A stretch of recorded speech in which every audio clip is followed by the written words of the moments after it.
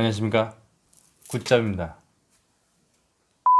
이번 영상은 공유 주방에 대해서 한번 얘기를 해볼 건데요. 공유 주방이 뭐냐, 주방을 공유하는 거예요. 말 그대로 장사를 하고 싶은데 내가 아무것도 모르고 돈이 적게밖에 없어요. 그러면 차려진 곳에 가서 하면 쉽겠죠. 그것이 바로 공유 주방입니다. 장사를 처음에 시작할 때 입지 선정부터 공간 모든 걸 다 내가 해야 되는 그러한 단점들이 있어요. 하지만 공유 주방은 다 차려져 있습니다. 처음에 권리금, 보증금, 월세 이런 거 집기들을 다 일일이 하지 않고 차려져 있는 곳에 들어가는 장점이 있는 게 공유 주방입니다. 금액도 동일한 5평 되는 공간에 장사를 하려고 할 때 권리금, 보증금, 월세, 집기 이런 여러 가지 초기 비용이 들어가게 됩니다. 그 초기 비용이 작게는 뭐 2, 3천만 원부터 많게는 뭐 8천, 9천 뭐 1억까지도 갈 수 있습니다. 하지만 공유 주방이라는 곳에 들어가게 된다면 보증금 800에서 1000 정도에 월세는 80만 원에서 비싼 곳은 200만 원까지 다양하게 준비가 되어 있는 걸로 알고 있습니다.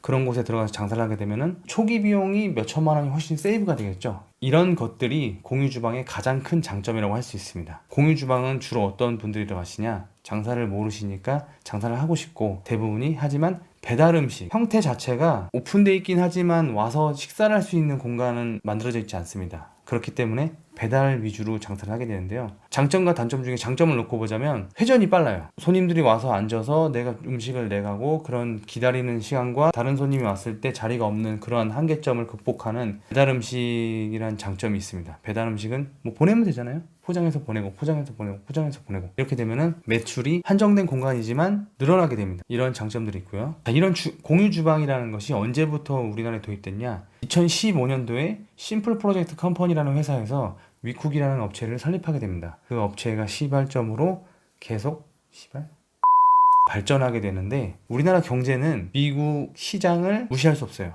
그 시장이 넘어와서 발전되는 게 우리나라의 경제라고 어렸을 때부터 그렇게 배웠습니다. 실제적으로 살아보니까 맞아요. 미국에서 유행하던 게 넘어오는 경우가 대다수입니다. 또 일본에서 유행하던 게 넘어오는 게 대다수입니다. 그렇기 때문에 지금 2015년도부터 진행돼서 올해에 법안까지 제정이 됐고, 매스컴 다큐멘터리 3일이라는 프로그램에서 그 주제를 가지고 3일 동안 촬영하면서 했던 영상도 있습니다. 공유 주방의 장점들은 많아요. 현재는 강남이나 이런 번화한 서울 쪽에서 많이 성행하고 있고요. 올해부터 수도권, 인천 쪽이랑 부천 쪽으로 확산되는 추세입니다. 그 확산되는 추세니까 공유 주방이 유행하는 이 시점에서 올라타는 선택의 몫은 자신에게 있지만 판단을 잘 해보시는 게 좋습니다. 내가 올라타는 것이 맞는 것인지. 공유 주방은 크게 3가지로 나눠집니다. 푸드코트 같은 시스템, 그리고 인큐베이팅 시스템이라고 해가지고 교육이랑 이런 걸 같이 겸해주는 공유 주방이 있고, 클라우드 펀딩이라고 해가지고 서로 협업하는, 상호 교류하는 그런 시스템이 있습니다.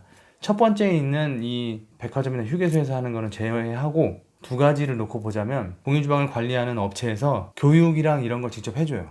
참여해서 이렇게 참관하고 음식과 경영하는 거에 대해서 하는 방식이 있고, 또 한 가지 방식은 주방을 공유하시는 사장님들끼리 서로 협업하면서 도와가는, 상생하는 그런 곳이 있습니다. 어떤 게 좋고 어떤 게 나쁜지를 얘기하기보다는 자신에게 맞는 시스템을 찾아가는 것이 가장 좋은 방법인 것 같습니다. 공유 주방이라는 것 자체가 장사를 모르는 사람이 들어가는 경우가 많아요. 그러한 장점들을 가지고 공유 주방에 들어가는 게 맞습니다. 지금부터는 공유 주방의 단점을 말씀드릴게요. 이것도 마찬가지로 내가 계약을 해야 됩니다. 이게 한 달 계약, 2달 계약, 3달 계약 이렇게 짧게 되면 좋은데 취지는 좋아요. 공유 주방이라고 해서 하다가 아니면 그만두십시오라는 차원에서 주방 세팅을 해놓고 거기에 들어가서 장사만 하면 됩니다. 하지만 그 계약 기간이라는 것이 존재하기 때문에 그게 문제가 되는 거예요. 한 달만 하고 장사를 해보니까 좀 아닌 것 같아, 그래서 좀 그만할래 라고 할 수가 없어요. 왜? 계약이 보통 1년, 2년으로 맺어집니다. 근데 하지만 업체들 중에서 계약을 3달, 6개월 하는 곳들이 있어요. 이제 시작하는 곳이나 그런 곳들을 잘 알아보시고 하시면 되는데, 만약에 제가 장사를 시작했어요. 근데 3달 만에 장사가 안 돼서 이걸 그만하고 싶어요. 하지만 그만둘 수가 없어요. 계약 기간이 있기 때문에.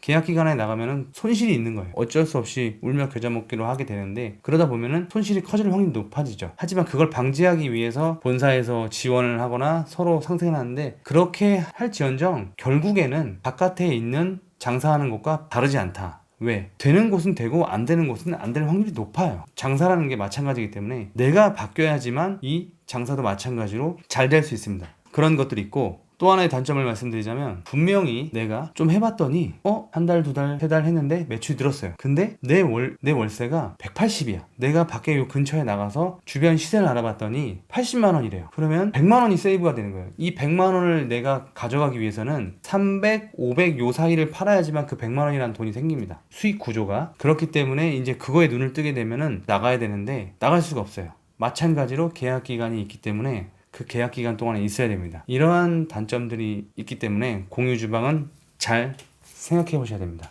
또 하나, 공유 주방이라고 하지만 어떻게 보면 약간의 말장난이에요. 공유 주방이라는 것이 현행법상 한 공간을 나눠서 여러 명이 사용하는 거기 때문에 불법입니다. 주방 하나에 한 공간에는 주방이 하나 있고 그 주방에는 사업자가 하나만 있어야 되는데 공간을 나눠서 쓰는 거는 불법이다. 그래서 요번에 5월 달에 법이 개정이 됐어요. 지난 7월 11일에 신기술서비스 심의위원회 과학기술정보통신부 주관 최종 심의를 통과한 것으로 알려졌습니다. 이 말은 뭐냐? 복수 사용자가 가능해졌다는 얘기예요. 대신에 한 관리자를 두고 철저하게 관리를 하는, 어차피 그거는 회사에서 하는 거기 때문에 공유 주방의 미래는 밝습니다. 하지만 이것도 마찬가지로 장사기 때문에 대한민국은 문제점 중에 하나가 유행을 탄다는 거예요. 배달 대행은 배달 음식이 점점 활성화되고 좋아지는 건 맞는 겁니다. 하지만 이거에 맞춰서 똑같이 이 공유 주방 시스템이 점점점 너무 많아지면은 이것 또한 마찬가지로, 글쎄요, 제가 봤을 때는 이것도 마찬가지로 우리나라에 예전에 유행했던 노래방이 한참 유행할 때 많아지고, 안동 찜닭이 유행했을 때 안동 찜닭 엄청 많아지고, 또 불닭이 많아질 때 뭐 우리나라의 요식업은 굉장히 유행을 많이 타기 때문에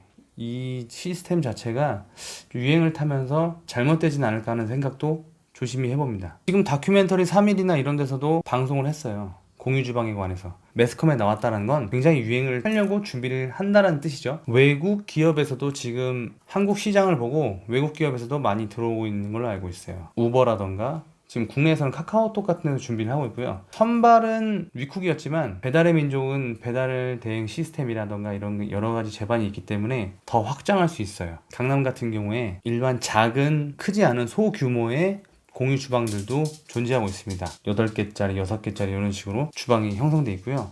공유 주방의 장점은 일단 위생 관리가 잘 되어 있다는 것과 서비스 품질 면에서 좋다는 것이죠. 모여있기 때문에 배달 대행 하시는 분들이 왔다가 음식을 한 번에 2개를 픽업해 갈 수도 있고 아니면 다 픽업해 갈 수도 있는 그런 훌륭한 시스템이 있는 건 확실합니다. 처음부터 모두 내 돈을 투자해서 하는 것이 아니기 때문에 비용 절감적인 측면과 또 내가 모든 집기들을 해서 진행을 했을 때 내 기구, 집기들이 감가가 되는 그러한 것들이 없는 장점은 있습니다만, 하지만 1부터 100까지 모든 것을 다 공유주방 측에서 제공하는 것을 써야 되는 곳도 있습니다. 코스며 무엇 전부 다 그런 곳은 좀 제 입장에서는 별로인 것 같은데요. 2015년부터 사업이 시작됐고 지금부터 이 사업이 확장되어 오다 지금 올해의 성장 기점을 보인 것 같아요. 이 시점에서 공유주방을 한번 타보는 것도 나쁘지 않다. 하지만 단점들을 잘 생각해서 선택하는 건 나의 몫이니까 선택을 잘 하시길 바라겠습니다. 이번에 준비한 영상은 여기까지고요.